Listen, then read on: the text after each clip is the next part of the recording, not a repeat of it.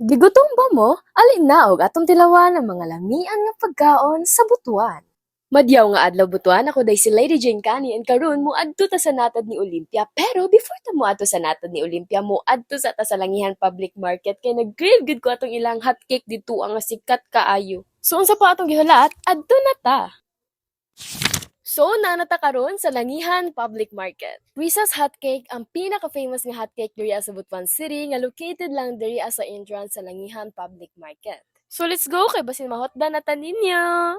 Before ta ma-craving satisfied, syempre, dili pud ko musugot nga dili nato matry ang pagluto anay hotcake. Subutan nga nato niyog oil ang hotcake pan para dili siya mupilit inigbutang nato sa mixture. Pag ibutang na nato ang mixture, hulat lang ta mga 1 to 2 minutes kay dali ra gyud siya maluto. Nag-start pa gyud ini ilang business adto lang 1986 hangtod karon matud pa ni Ma'am Riza daghay gabalik-balik jud sa ilang hotcake. Espesyal na jud nila bilang sa mga Butuanon nga mamalengke ug ang ingredients nga margarine, itlog ug gatas nga maupoy mas nakapalami niini. Samtang paingon sa atong next destination nakaingon jud kog craving satisfied kay humok ug nalasahan jud nako ang mga ingredients ug ang combination sa margarine. And karon naa na ta sa natad ni Olympia diri sa Barangay Bansa. Daghan jud kayo ang mga Butuanon cuisine here in natad ni Olympia, guys. So let's go and let's try the flavors of Butuan.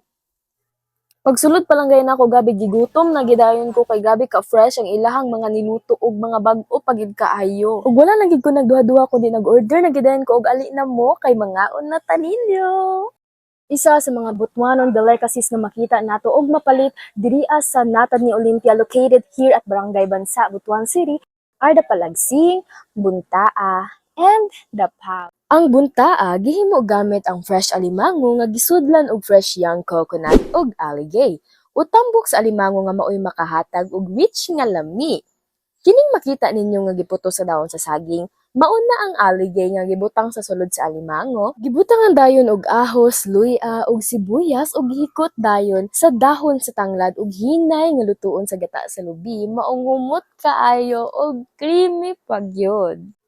Ug kini ang pawid latik. Usa ni siya kagabi o root crop nga gihiwa-hiwa ug steam para mas muhumok ug tender.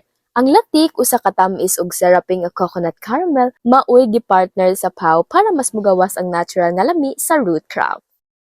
And the one and only palagsing. One of the main ingredients sa palagsing kay ang young coconut and lumbia starch or unaw nga makuha sa lumbia tree. Sa panahon sa World War II, ang starch sa lumbia o unaw nahimong survival food sa mga Butuanon during the Japanese occupation.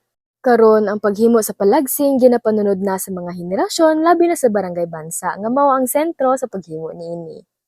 Ang among gipangluto diri ra sa atong mga palibot lang. Gaya ng baho, palagsing diri ra man na sa Butuan nga mga product.